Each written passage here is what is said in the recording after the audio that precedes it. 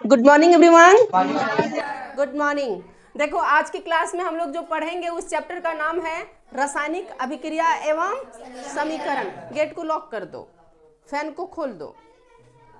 और रासायनिक अभिक्रिया एवं समीकरण इंग्लिश में इसको कहा जाता है केमिकल रिएक्शन एंड इक्वेशन।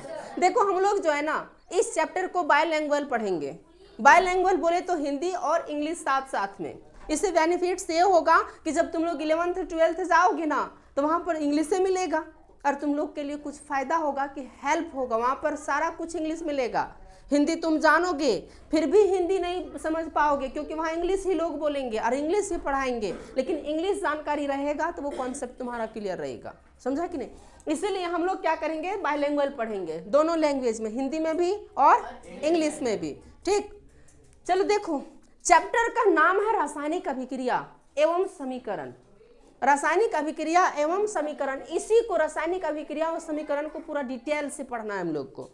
यहाँ पर हम लोग क्या करेंगे, सबसे पहले सीखेंगे कि किस तरह से एक इक्वेशन बनाई जाती है, समीकरण, और किस तरह से रासायनिक अभिक्रिया करवाया जाता है।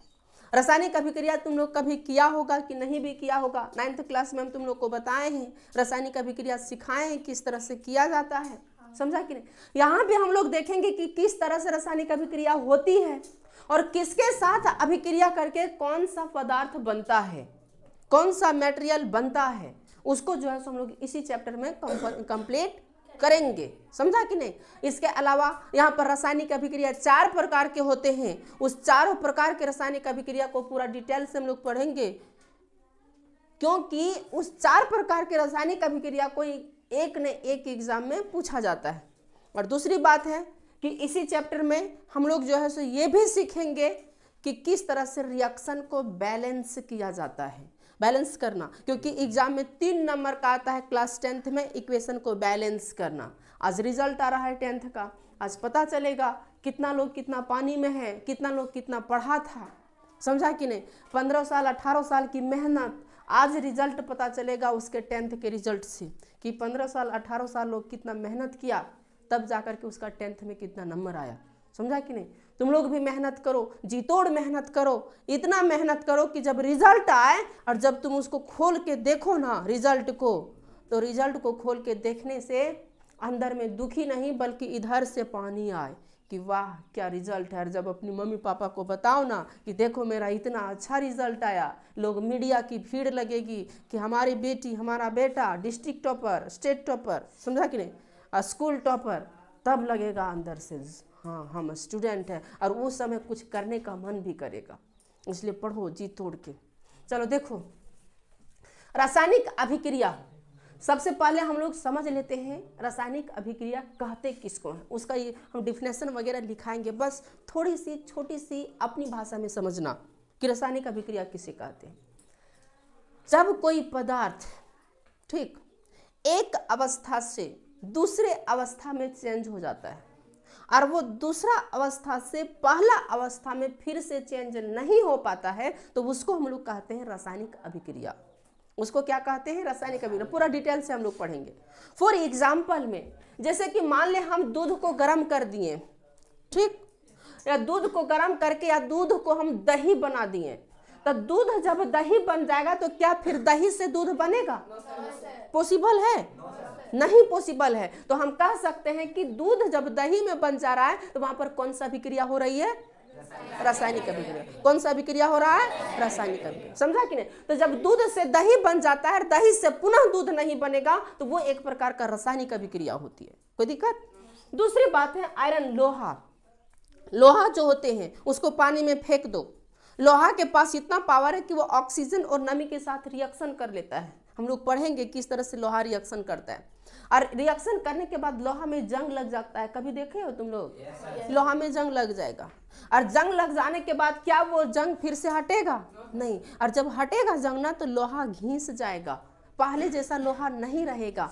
तो हम कह सकते हैं कि लोहा में जंग लगना एक प्रकार का कौन सा अभिक्रिया है? रासायनिक अभिक्रिया। कौन सा अभिक्रिया? रासायनिक अभिक्रिया। तीसरा एग्जाम्पल देखो, अंगूर, बहुत अच्छा अंगूर छापा हुआ है, मन कर रहा होगा किसी को खाने का, मिल जाए फ्री फ्री तो बड़ा मस्त है, ठीक, पैसा लगे तो फिर अच्छा नहीं लगता है अंगूर, फ्री मिल जाता है तो टेस्ट वाला भी बिना टेस्ट लग, हाँ पैसा वाला खट्टा लगता है। देखो अंगूर जो होते हैं, अंगूर से अंगूर शराब भी बनाई जाती है, सड़ा करके। फ्रूट्स जो होते हैं, फल जो होते हैं, फल से शराब बनता है, इंग्लिश दारू जिसको कहते हैं। और वो इंग्लिश दारू कैसा होता है पता है? ऐसा नहीं कि फल से बन रहा है तो बहुत फायदा वाला चीज होगा, पियो मारो गटागट साला जो होगा देखा जाएगा, नहीं। उसको पूरी तरह से फल को सड़ा देता है, सड़ जाता है, उसमें इतना बढ़ के पिलुआ हो जाता है, पिल्लू। और वो जब पूरा सड़ गया तो उसका पूरा जूस निकाल दिया जाता है। जो छोटा छोटा पिलुआ रहता होगा ना वह ओकरे में शामिल, और उसके जो व्यापार रहते हैं उससे दारू बना देता है, उसमें अल्कोहल मिला देता है। और वो सड़ गया तो ऑटोमेटिक उसमें अल्कोहल आ जाता है, और लोग बड़ा चाव से पीते हैं, और शीशी ले लेंगे बोतल और बोलेंगे हम दारू पी रहे हैं। और कौन सा गाना गा रहे हैं? गाएगा कौन वाला? पिलुला नहीं, शराब वाला। एक बोतल पिलाबू तो नशा तोड़ाबो, 2 बोतल पिलाबो तो दुनिया हिलाबो, समझा कि नहीं? और 3 बोतल पिलाबो तो मोदिया टपकाबो। ऐसा ऐसा गाना गाएंगे, क्योंकि उस समय पावर किसमें है? बोतल में उतना पावर है, समझा कि नहीं? हाँ पूरा दुनिया हिला देगा रे। तुम जाओ ना उसके सामने, बोलो ओए कौन है साला, देखते हैं।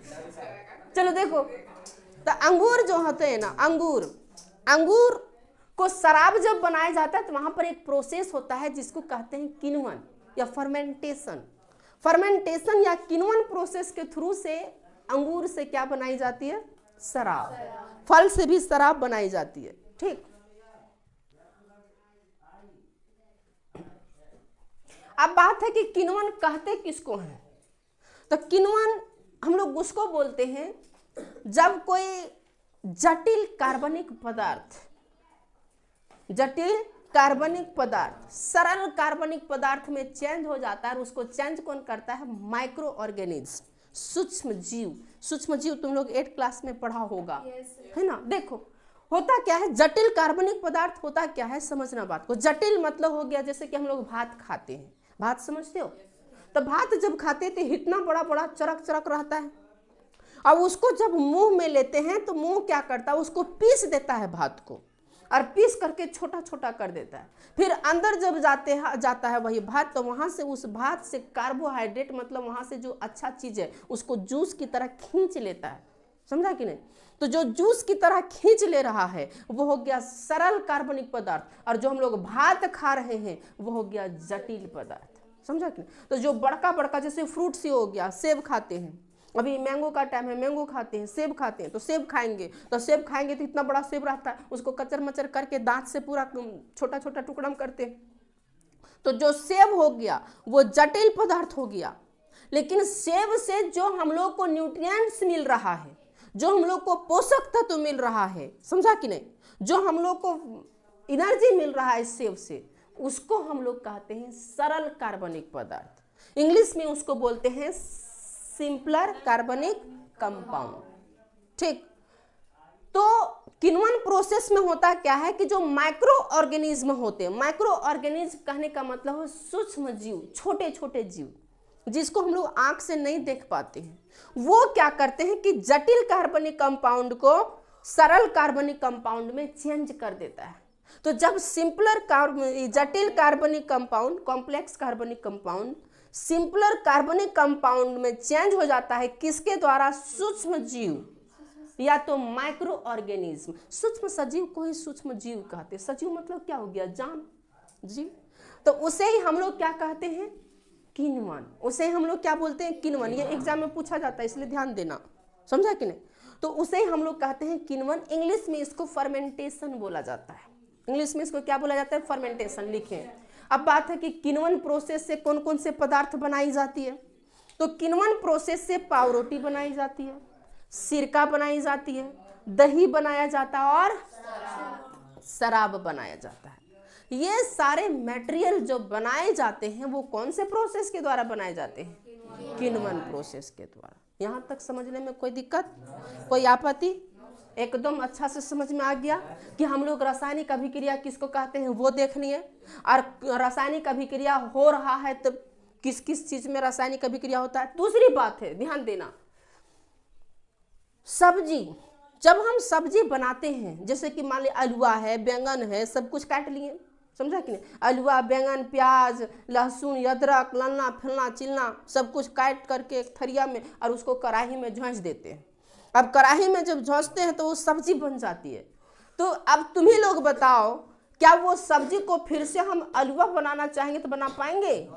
अब वो आलूआ बोलेगा फिर से हमारा आलूआ बना दो एकदम गोटा गोटा, तो बनेगा? वो बोले बकलोल, तो एक बार जो बन गया वो दूसरा कभी फिर से वही स्टेट में तुम आ नहीं सकता है, समझा कि नहीं? तो यहाँ भी कौन सा अभिक्रिया हो रही है? रासायनिक अभिक्रिया, क्योंकि एक स्टेटस में जब चेंज होता है तो उसको पुनः सेकेंड स्टेटस से फर्स्ट स्टेटस में चेंज पॉसिबल नहीं है। दूसरी बात है, हम लोग जब खाना खाते हैं, ध्यान देना, ये क्वेश्चन अबर पूछा था, अबर जो एग्जाम आज रिजल्ट जो आएगा उसमें, हम लोग जब खाना खाते हैं तो खाना खाते हैं तो जा करके पच जाता है पेट में। भात खाएं, दाल खाएं, चिकन खाएं, मटन खाएं, मछली खाएं, पनीर तनीर जो भी मिलता है, गोलगप्पा पप्पा सब खाएं, समझा कि नहीं? आज जब उसको खा लेते हैं तो वो पेट में जाता है। अब पेट में जाएगा तो स्टमक उसको पचाएगा, छोटी आंत उसको पचाएगा, समझा कि नहीं? ये तो तुम लोग डाइजेशन बहुत अच्छा से पढ़े हो। तो वो क्या करता है, पचा लेता है, और पचाने के बाद ये वाला बना देता है, समझा कि नहीं? अब कहीं उसको बोलेंगे कि तू पचा का है, हमको अपना भात दो, और पेट से मान ले कोई खुदा ना खास्ता निकालियो लेगा, तो क्या वो फिर से भात मिलेगा? बोलेगा बाबू हम पच गए हैं, हमारी स्थिति अलग हो गई है, अब तुम हमको पेट से निकालोगे तो हम भात नहीं बल्कि कुछ और चीज बन जाएंगे, और ऐसा चीज बन जाएंगे जिसको टच करने के बाद तुमको नहाना पड़ेगा, समझा कि नहीं? तो वो बताओ, क्या उस स्टेटस में हम लोग कभी चेंज कर पाएंगे? नहीं कर पाएंगे। That means that is the chemical reaction also, digestion is also chemical reaction. हम लोग क्या कह सकते हैं कि डाइजेशन भी क्या है, एक तरह का रासायनिक अभिक्रिया। श्वसन, श्वास लेते हैं, श्वास लेते हैं। अब जब श्वास लेते हैं तो हम जानते हैं कि श्वास लेते हैं तो बहुत 3 तरह की गैस मुख्य रूप से जाता है। एल्वियोली में जाएगा, एल्वियोली में जाने के बाद वो भेज देता है नीचे कोशिका तक। अब कोशिका तक जब वो जाती है तो वहां से ऑक्सीजन को देकर के कार्बन डाइऑक्साइड आ जाता है, अब वहां पर जो उसे बाहर निकाल देता है। अब कहीं हम बोलेंगे कि नहीं हम ऑक्सीजन भेजें तो ऑक्सीजन दो, क्या ऑक्सीजन देगा? बोलेगा बकलोल तू जहां है वहां रहो। तो कहने का मतलब है कि जब हम श्वास ले लेते हैं तो उसका हमारे शरीर में यूज होता है, और वो ऑक्सीजन कार्बन डाइऑक्साइड में चेंज हो जाती है। फिर से कार्बन डाइऑक्साइड को ऑक्सीजन में कन्वर्ट करना चाहेंगे तो इज नॉट पॉसिबल। या पॉसिबल है? नहीं है। That means I can say that respiration is also chemical reaction. श्वसन भी एक प्रकार का क्या है, रासायनिक अभिक्रिया। यहाँ तक किसी को कोई दिक्कत? अब हम लोग जो है सो अभिक्रिया पढ़ेंगे कि अभिक्रिया कितने प्रकार के होते हैं, और फिर अलग अलग पार्ट में उसको बांट करके देखेंगे। इतना पहले लिख लो।